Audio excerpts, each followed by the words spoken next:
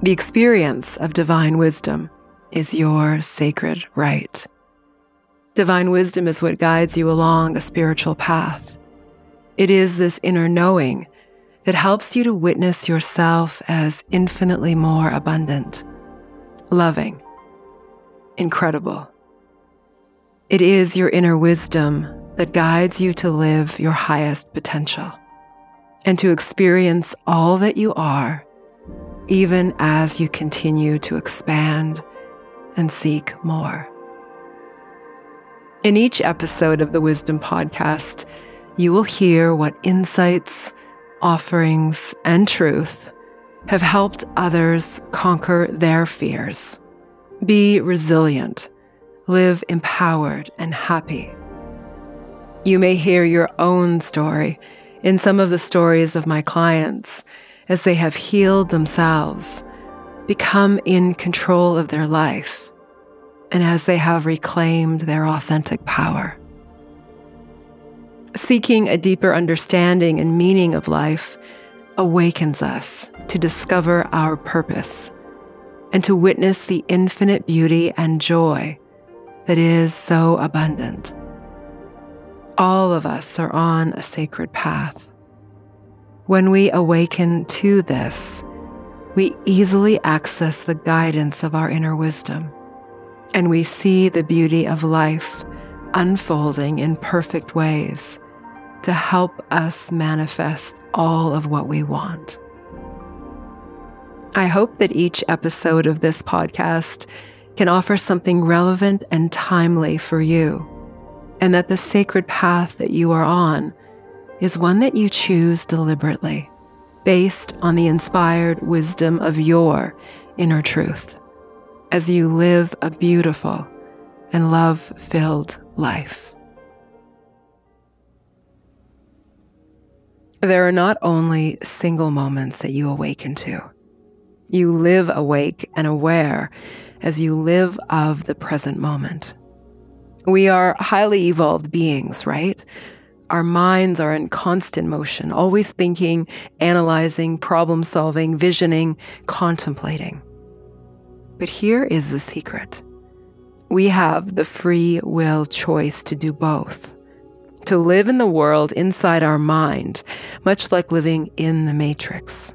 And we also have the ability to live of the present moment, to be fully aware and attentive to each moment, in the absence of deliberation, reflection, thinking.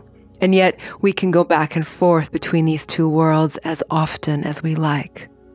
We need both to thrive, actually.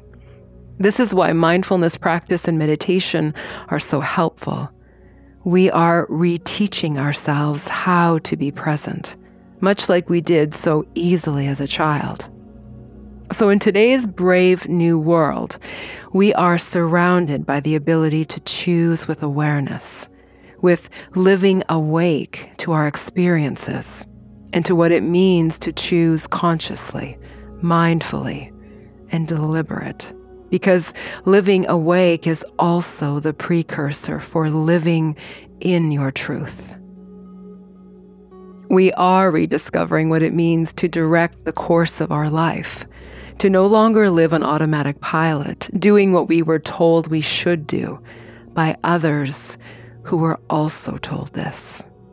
And we are now encouraged as a planet to question everything, to return to what we know to be true and right for us.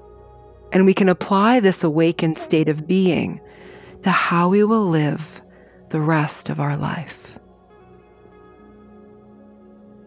So in this episode, I share with you one client's story that speaks to the remarkable way in which we all have aha moments. Moments of awakening to what is true. And we also have a choice in those moments. We may choose how we will live, awake and aware, or in denial, avoidance, ignoring, not wanting to know, and deliberately telling ourselves whatever will help us to feel better temporarily, even if it is not accurate. I'd like you to listen to my client's story as she came to the liberating and powerful realization that her awakened state was more than a single moment, and that she, like you, can choose a path of living awake and of reclaiming life. My client, Mackenzie, described it as a flash of light and the feeling of being wide awake, able to witness herself in the true aspect of who she is. This is called awakening. Moments of lucidity and clarity where, as Mackenzie describes, she is able to see everything as it is and instantly is aware that the opposite, the absence of clarity, is akin to being in a coma. Sometimes referred to as sleepwalking through life. At first glance, it would appear that we are functioning in a reasonably effective way. But when we look deeper, we see that there is much that we are doing on automatic pilot, without contemplating, without being attentive to how we feel, and without asking ourselves if the choices that we continue to make are indeed the right ones for who we are. When you are not fully present and awake in your life, you actually forego your free will, and you are not able to live your awakened ideals. Mackenzie described how much she enjoyed the feeling of being able to see everything with clarity, and admitted that she eagerly awaited the next flash of light that she hoped would come soon. At this stage, she believed that it was something beyond her control, something that happened to her. I was about to explain how awakening was indeed a conscious choice. Each time that we make a conscious effort to look for and see what is true, we shift ourselves into present moment awareness. That is, we become awake and aware, mindful for as long as we choose to live in this state. This is akin to choosing whether you experience your life fully attentive or go through the motions of it and the feeling of not being fully in control. Mackenzie would experience more random flashes of light as she deliberately set out to live authentic, true to herself. She described how she had lived her life giving to others, being attentive to their needs and highly sensitive to their feelings.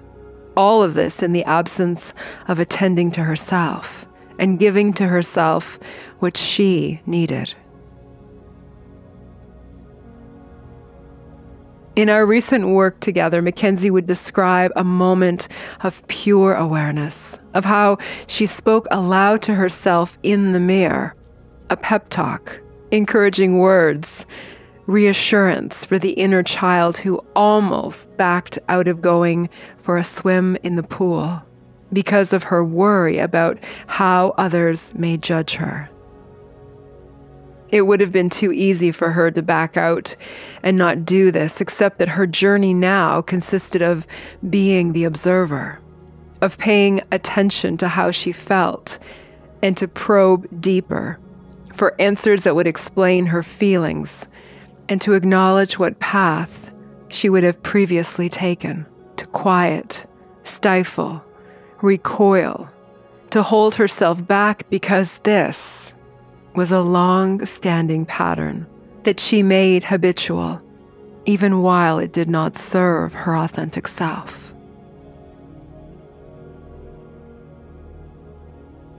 Make it a priority to be attentive, to observe and notice your choices and the thoughts that determine how you feel and what you do. Make a point of deliberately asking, what do I need in this moment? What would make me happiest right now?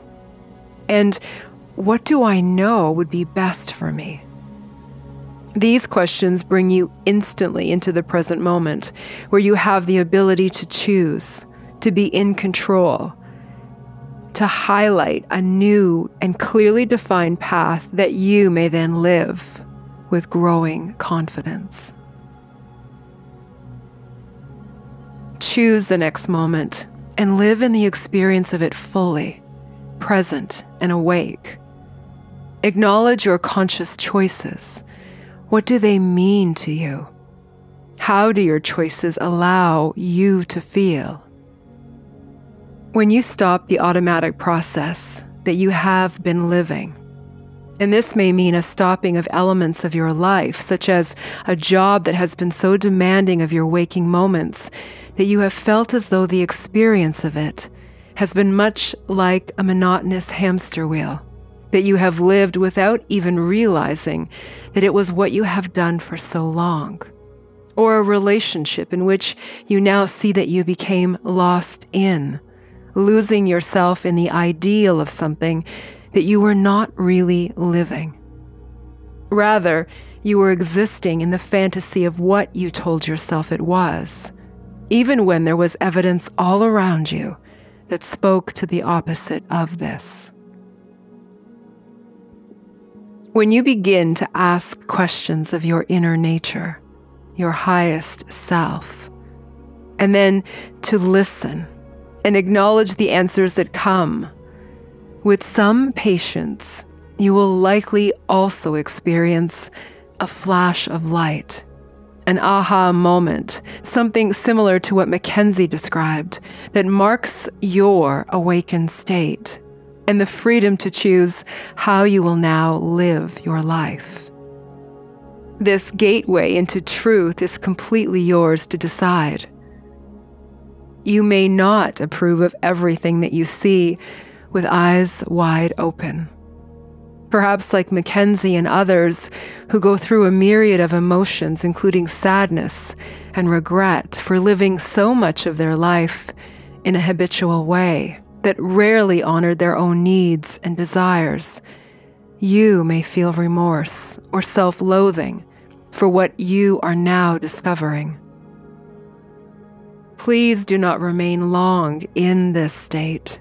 The point to awakening is not to regret the past, but to give yourself the opportunity and privilege of reclaiming your life and of living by choice what is best and right for you. We can trace back our earliest teachings to see how we began a path that has taken us to where we are. But then we must look forward in a direction that will be sustaining and forgiving.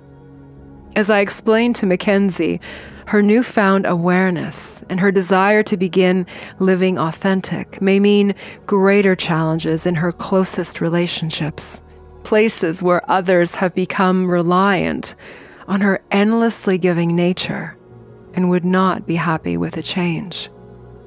In a love relationship, when one member of a couple begins to make changes in who they are and in how they live their life, it cannot help but affect the relationship dynamics, especially if the other member has become accustomed to many privileges that may no longer remain intact.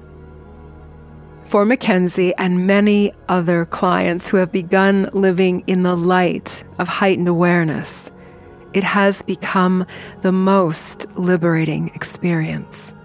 It has opened them to reclaim who they are, often after first acknowledging that they were lost, that they did not know themselves, that they spent a great deal of time with blinders on, nose to the grindstone, focused on a series of tasks or an end goal that perhaps really was not what they truly wanted, or a lifestyle that was not wholly fulfilling.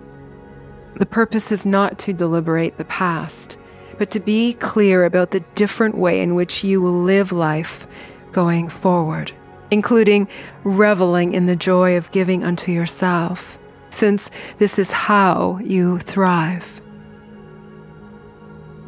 You now look to attain purposeful goals. Live in control of your choices because you are choosing consciously and with thoughtful care, and embracing all that you discover about yourself in this process. This is the beautiful and incredible life that you will have reclaimed by living authentic and awake. If you too would like my help as you open yourself to living awake and to the ongoing commitment of being self-honest and wholly truthful, please reach out to me. Let me help. Thank you so much for listening. This is Dorothy. Namaste.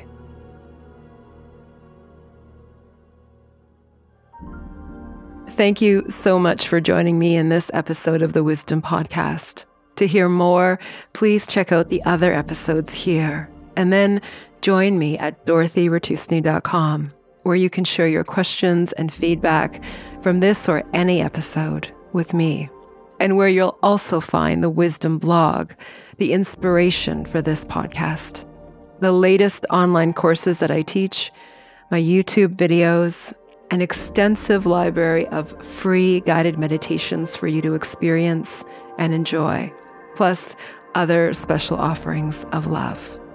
Please also visit me on social media and say hello.